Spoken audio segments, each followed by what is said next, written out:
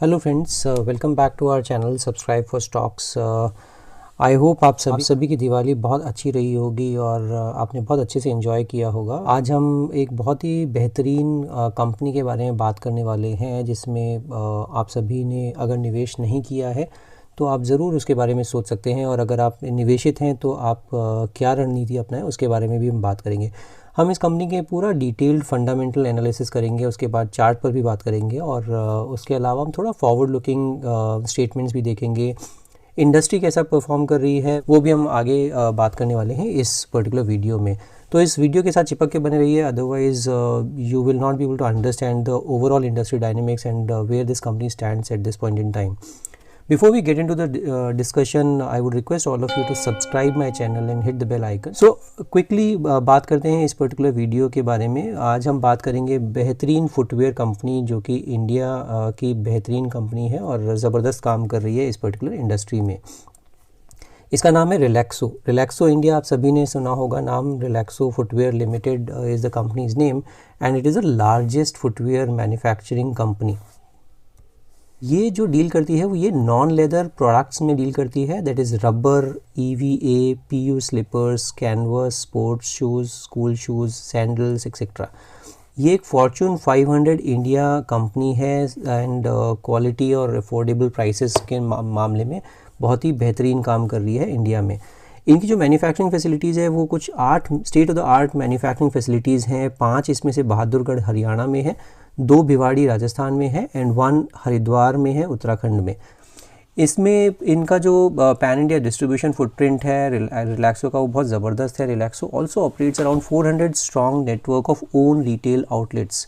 तो cocoa stores भी हैं 400 स्टोर्स जो कि बहुत ज़बरदस्त है, और availability on major e commerce portals is well. तो ये ई कॉमर्स पोर्टल्स पर भी इनके प्रोडक्ट्स अवेलेबल हैं, वो भी बहुत अच्छी चीज़ है क्योंकि ओमनी चैनल में आज की तारीख में everybody is trusting on the omni channel strategy, और उसी तर्ज पर रिलैक्सो भी ओमनी चैनल स्ट्रैटेजी पर काम कर रही है।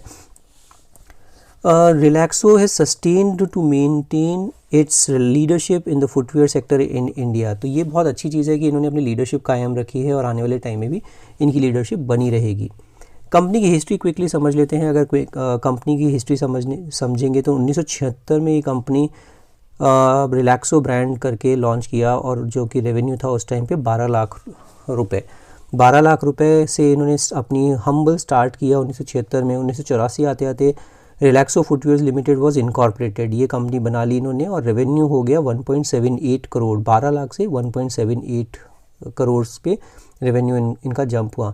1995 में इनका IPO आया to setup plant in Haryana. ये IPO का पर्पस था, इनका एक मैन्युफैक्चरिंग सेटअप इनको लगाना था हरियाणा में, और रेवेन्यू हो गया टोटल 38 करोड़ का। 2000 में इन्होंने अपनी कैपेसिटी एक्सपेंशन पे काम किया और 124 करोड़ का रेवेन्यू बनाया। 2005 में फिर इन्होंने लॉन्च किया Flite, Sparx and first COCO store launched in 2005 and revenue हो गया 124 से 215 करोड़ का। ये जर्नी ज़बरदस्त चलती रही। 2007 में इन्होंने एक्सपोर्ट स्टार्ट किया और 235 करोड़ का रेवेन्यू किया। 2010 में अगर देखेंगे तो renewable power capacity of 6 megawatt लगाया इन्होंने। 2012 से 14 में आते आते इनका बिज़नेस ट्रांसफॉर्मेशन इनिशिएटिव स्टार्ट किया इन्होंने, क्योंकि पूरा ये ट्रेडिशनल तरीके से जो चल रहा था उसको बिज़नेस को पूरा ट्रांसफॉर्म किया। एक सेलिब्रिटी को as a brand ambassador sign किया। Distribution and supply chain management पे थोड़ा स्ट्रेंथन किया अपना। ई कॉमर्स प्लेटफॉर्म इन्होंने लॉन्च किया। पीपल मैनेजमेंट पीपल एंगेजमेंट थोड़ा सा बढ़ाया, और new product development portfolio strategy भी थोड़ी सी अपनी रीट्वीक की। तो रेवेन्यू 2014 तक आते आते 1214 करोड़ हो गया इनका। 2017 में बात करें तो कॉर्पोरेट आइडेंटिटी रिवैम्प किया और 1651 करोड़ का इन्होंने टोटल रेवेन्यू क्लॉक किया 2017 में। तो कंसिस्टेंटली अपना रेवेन्यू बढ़ाते जा रहे हैं, अपनी चीज़ें अच्छी करते जा रहे हैं। जहाँ जहाँ पे भी इनको लग रहा है कि हम स्ट्रेंथन कर सकते हैं उन चीज़ों पर फोकस कर रहे हैं। 2018 से 2021 तक आते आते इन्होंने 8वां अपना प्लांट सेटअप किया राजस्थान में। Merger of RRPL and MPPL with their company, ये इनका एक मर्जर किया इन्होंने, और टोटल रेवेन्यू हो गया 2021 तक आते आते 2360 करोड़ का। तो बहुत अमेजिंग जर्नी रही है पिछले 3-4 डेकेड्स में, और इसी वजह से इस कंपनी के बारे में हम आज बात करें। ब्रांड्स की अगर बात करते हैं तो ब्रांड्स आपको मैंने बताया रिलैक्सो इनका फ्लैगशिप ब्रांड है और बहुत ज़बरदस्त तरीके से ग्रो कर रहा है। फ्लाइट इनका बहुत अच्छा ब्रांड इन्होंने लॉन्च किया था और स्पार्क्स जो है इनके जो स्पोर्ट शूज़ में ब्रांड है। फ्लाइट आप सभी को पता होगा सैंडल्स में इनके काफ़ी अच्छे तरह से लीडरशिप बनी हुई है। मैरी जेन, किड्स फन, ये कुछ और ब्रांड्स हैं। बहामास का आपने ऐड ज़रूर देखा होगा जहाँ पर कि सलमान खान इनका ऐड करते थे। बॉस्टन एक और ब्रांड है और ये कैजुअल्स करके भी एक इनका ब्रांड है। ये कुछ एक ब्रांड्स हैं जो कि इस कंपनी के बहुत स्ट्रॉन्ग ब्रांड्स हैं। अब इनका परफॉर्मेंस थोड़ा सा वॉल्यूम के ऊपर देख लेते हैं कि किस तरह की वॉल्यूम परफॉर्मेंस इन्होंने दिखाई है पिछले 4-5 साल में।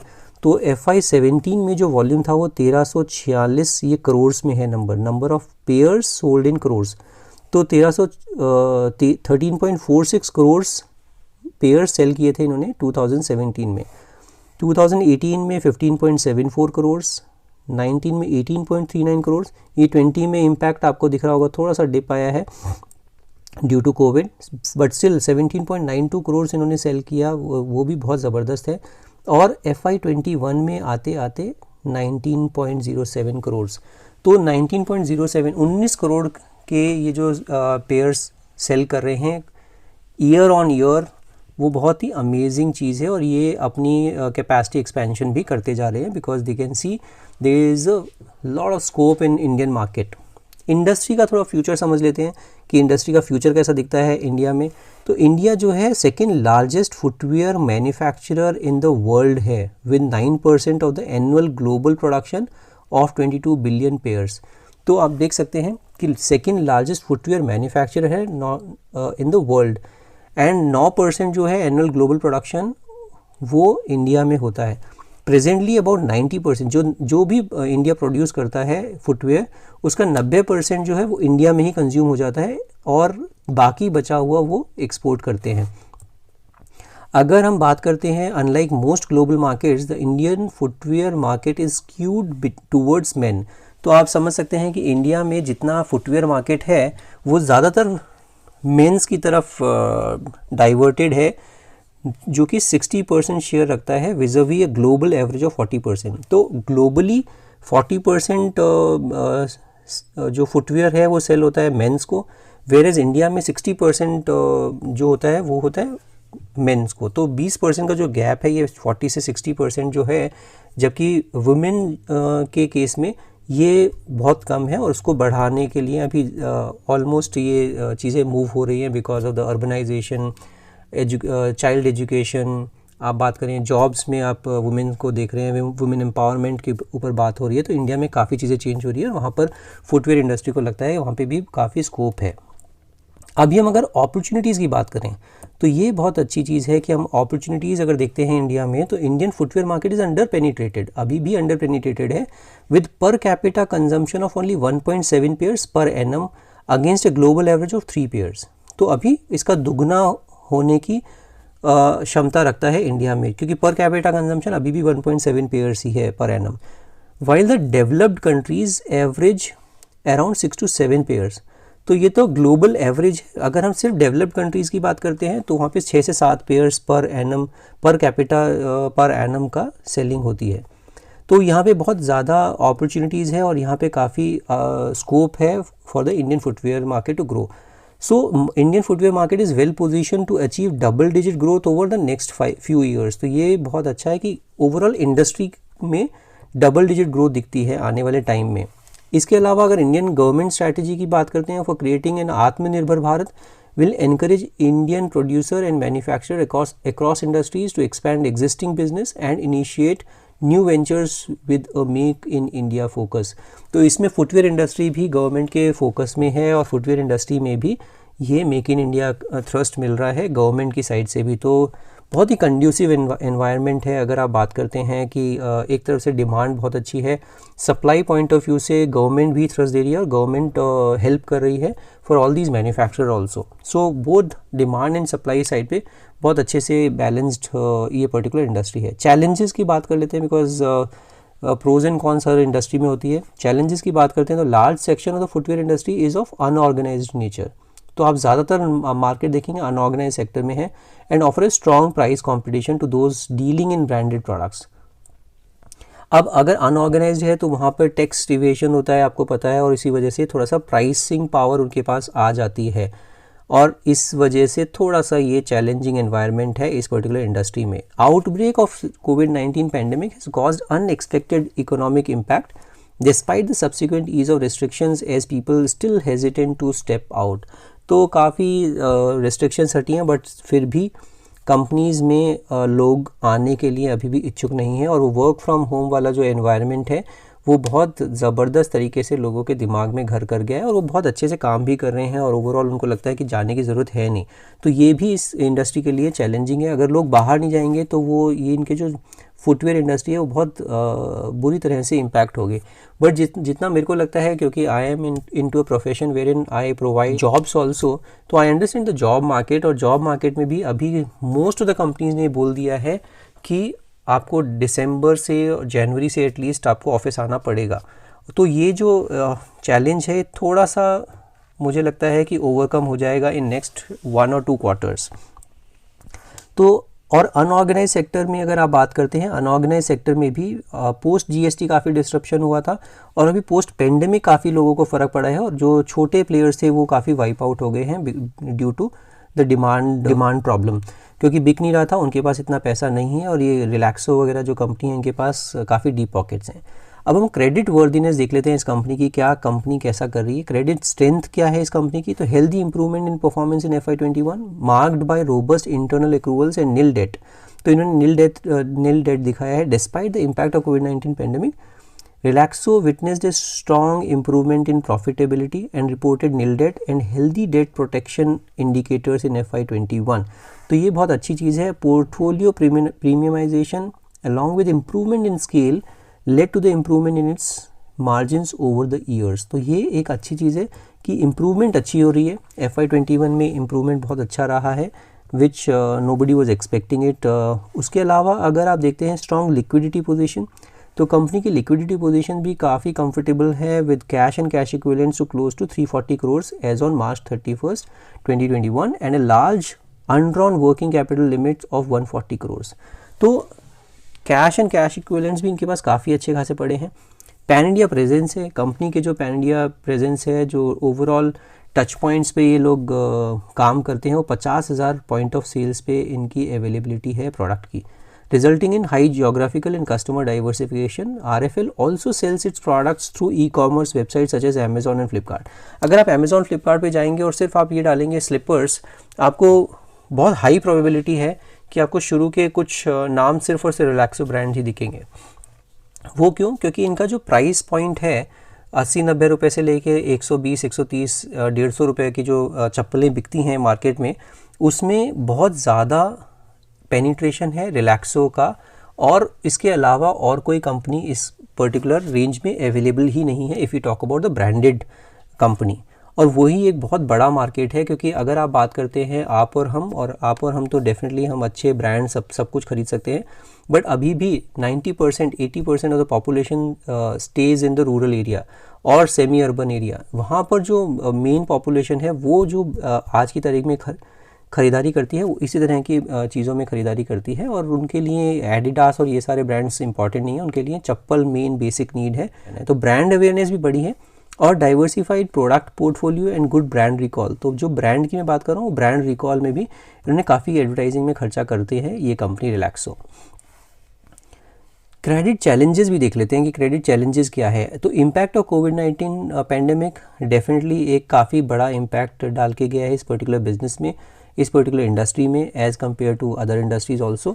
तो अगर हम देखते हैं 2% फॉल हुआ है ऑपरेटिंग इनकम में इन FY21, marked bye decline in average selling price. तो ASP जो है प्रोडक्ट की वो कम की है, उस वजह से इनको थोड़ा सा ये ऑपरेटिंग इनकम फॉल हुई है इनकी overall. Further more company's operations were impacted by the second wave of the pandemic in the current fiscal due to a regional lockdown. तो ये भी एक बहुत बड़ा इम्पैक्ट है, बट ये थोड़ा सा टाइम बाउंड है, मुझे लगता है बहुत लॉन्ग टर्म नहीं चलेगा। Significant outflow towards capex likely to continue. तो केपेक्स होता रहेगा, और केपेक्स के लिए जो है company reported annual capex outflow of 100 to 150 crores over the last few years. Significant capex related outflows are likely to continue going forward as well. तो अच्छी बात है, ये मुझे कुछ नेगेटिव नहीं लगती. मुझे ये लगता है कि अगर केपेक्स कोई कंपनी कर रही है, they can visualise it, okay what kind of overall demand will be there. So अगर केपेक्स हो रहा है, डिमांड अच्छी है, तो there is no problem at all. I think वो चैलेंज मुझे बहुत ज़्यादा नहीं लगता है. Exposure to volatility in commodity prices and fluctuations in exchange rates, तो ये एक ज़रूर ख़तरा हो सकता है, क्योंकि थोड़ा सा जो कमोडिटी प्राइसेस है सारी ही ऊपर चल रही हैं, और जो फ्लक्चुएशन है एक्सचेंज रेट में उसकी वजह से भी थोड़ा सा इम्पैक्ट इनको पड़ सकता है. Stiff competition in the industry, तो इस इंडस्ट्री का जो प्रॉब्लम है वो ये है कि अनऑर्गेनाइज सेक्टर काफ़ी है इसमें, और does not have a capital intensive manufacturing processes, and hence the barrier to entry of new players are low. तो अगर बैरियर नहीं है तो वो थोड़ा सा स्टिफ कंपटीशन दे सकता है. कोई भी, अगर मैं भी अगर लगाना चाहूँ, मेरे को अगर पता है कि इस इंडस्ट्री का बेसिक नुआंसेस क्या है और मेरे पास थोड़ा सा भी पैसा है, तो I can definitely get into this particular business also. ये थोड़ा सा नेगेटिव और चैलेंजिंग एनवायरनमेंट है इस पर्टिकुलर इंडस्ट्री के बारे में. अब हम क्विकली बात करते हैं थोड़ा सा इसके फाइनेंशियल्स के ऊपर भी. इसमें आप देखेंगे रिलैक्सो का मार्केट कैप 35-36 हज़ार करोड़ है. मार्केट करंट प्राइस 1436 रुपये बंद हुआ है, जो कि 1448 का ऑल टाइम हाई या 52 वीक हाई है. स्टॉक का पी काफ़ी ज़्यादा आपको दिख रहा होगा, 122 का स्टॉक का पी है. बुक वैल्यू भी काफ़ी ज़्यादा है, अगर प्राइस टू बुक वैल्यू देखते हैं तो 22 की प्राइस टू बुक वैल्यू है. बट ROE बहुत कंफर्टिंग फैक्टर देता है मुझे, इस इंडस्ट्री में बेस्ट इन क्लास है. आप अगर इसके अलावा देखेंगे डेट टू इक्विटी बिल्कुल डेट फ्री कंपनी है. प्रॉफिट ग्रोथ देखेंगे तो रोबस्ट 42% की प्रॉफिट ग्रोथ है. तो ये जो पैरामीटर्स हैं ये बहुत अच्छे हैं. अगर आप पीयर कंपैरिजन भी कर लेते हैं क्विकली, पीयर कंपैरिजन में आप देखेंगे कि आज की तारीख में सबसे बड़ी कंपनी है रिलैक्सो फुटवेयर, मार्केट कैप के हिसाब से भी. बाटा आती है दूसरे नंबर पे. बट अगर आप देखेंगे बाटा और रिलैक्सो में भी, तो PE देख सकते हैं कितनी भयंकर, कितना ज़बरदस्त डिफ्रेंशिएटर है. प्राइस टू बुक भी अगर आप देखेंगे तो प्राइस टू बुक दिखेगा बाटा का 15 टाइम्स, जबकि रिलैक्सो का 22 टाइम. बट ये जो PE है, प्राइस अर्निंग रेशियो है, ये बहुत इंपॉर्टेंट है. प्राइस टू बुक भी बहुत इंपॉर्टेंट है. और अगर एक चीज़ और देखेंगे, ROCE return on capital employed negative में है बाटा की. तो सबसे बेहतरीन रिटर्न ऑन कैपिटल एम्प्लॉयड कितना कौन कमा के दे रहा है, वो है रिलैक्सो. तो ये बहुत अच्छी चीज़ है कि पीयर कंपैरिजन में भी क्लियर कट ये कंपनी निकल के आती है, जो कि बेहतरीन कंपनी है. मैं आपको क्विकली इनकी शेयर होल्डिंग पैटर्न दिखा देता हूँ. शेयर होल्डिंग पैटर्न में आप देखेंगे तो 70.92 मतलब 71% प्रोमोटर के पास है. FIIs अपनी शेयर होल्डिंग अभी सितंबर क्वार्टर में बढ़ाई है. DIs ने थोड़ी सी कम की है, बट 7% के आसपास ही इंटैक्ट है. हाँ, 18% पब्लिक के पास है. तो पब्लिक के पास बहुत कम होल्डिंग है इस पर्टिकुलर कंपनी के लिए. 18% तो बहुत ज़्यादा नहीं होती है, और इसीलिए ये जो लॉन्ग टर्म प्ले है, ये अभी आने वाले टाइम में जैसे मैंने आपको बताया अपॉर्चुनिटीज़ बहुत हैं इस पर्टिकुलर इंडस्ट्री में. Let's quickly talk about this company on charts also. ये आपके सामने चार्ट लगाया है मैंने डेली का, रिलैक्सो का. तो आप डेली के चार्ट में देखेंगे, इसने सबसे पहला जो ब्रेकआउट दिया था, वो ब्रेकआउट दिया था यहाँ पर 775 के आसपास. 775 का ब्रेकआउट देने के बाद ये चला ऊपर, थोड़ा सा ये यहाँ पर सुस्ताया और फिर ऊपर चलना शुरू किया. फिर यहाँ पर ब्रेकआउट 1200 पे दिया, 1200 पे सुस्ताया, फिर ये ऊपर ब्रेकआउट दिया. अब ये यहाँ पर थोड़ा सा हो सकता है सुस्ता है, क्योंकि आप देखेंगे एक टेंडेंसी है कि इस पर्टिकुलर स्टॉक की, यहाँ से ऊपर गया, यहाँ से नीचे आके सुस्ताया और फिर ये ऊपर गया, ब्रेकआउट दिया, फिर यहाँ पे थोड़ा सा कंसोलिडेट किया, फिर ऊपर गया, फिर कंसोलिडेट किया, फिर ऊपर. अब यहाँ पे हो सकता है कि ये थोड़ा सा कंसोलिडेट करे ये पर्टिकुलर स्टॉक 1436 पे, क्योंकि 1448 का हाई है, लास्ट वीक में ही मार के आया है ये हाई. तो ये वीकली का चार्ट आप देख रहे हैं, और यहाँ पर ये थोड़ा सा सुस्ताए तो अच्छी चीज़ है. ये आने वाले टाइम में यहाँ पर अगर 1436-1400 के आसपास अगर मिलता है, तो ये जो रेट है बहुत अच्छा है. डेली के चार्ट पे मैं आपको इसको दिखाता हूँ. डेली का चार्ट अगर आप देखेंगे तो ये इसका डेली का चार्ट है. डेली के चार्ट में ये एक छोटा ब्रेकआउट दिया था इसने, जो है 1400 रुपये पे. 14, अगर किसी को अभी के अभी ट्रेडिंग के लिए लेना है, 1400 का स्टॉप लॉस रखिए, जो कि for small time trader 1400 stop loss, और इसको पकड़ के बैठिए. लॉन्ग टर्म इन्वेस्टर हैं अगर आप, तो लॉन्ग टर्म इन्वेस्टर्स के लिए जो स्टॉप लॉस बनता है वो बनता है कुछ 1300 रुपये के आसपास. 1300 रुपये के आसपास या 1280 का 1280 1290 1300 इस तरह का स्टॉप लॉस रखेंगे, क्योंकि ये हैमर का लोएस्ट है। ये आपको दिख रहा होगा यहाँ पर इसने एक हैमर बनाया है, ये हैमर का लोएस्ट है 1286 रुपये, 1287। लॉन्ग टर्म इन्वेस्टर हैं, स्टॉप लॉस कितना रहेगा 1285 पकड़ लीजिए इसको। ये इसमें पकड़ के आप बैठ जाइए और आपको आने वाला टाइम बहुत बेहतरीन दिखेगा।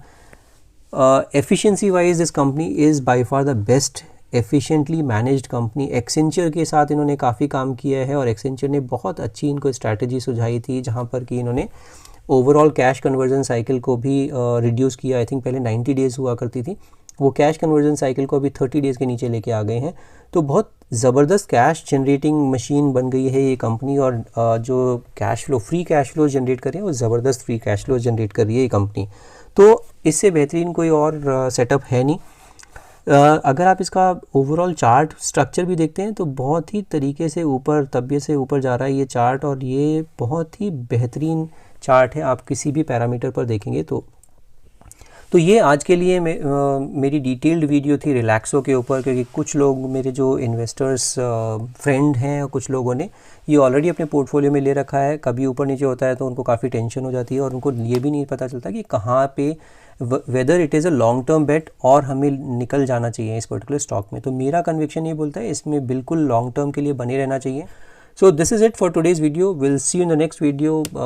You take good care of yourself and we'll see you in the next video. Thank you so much for watching this video.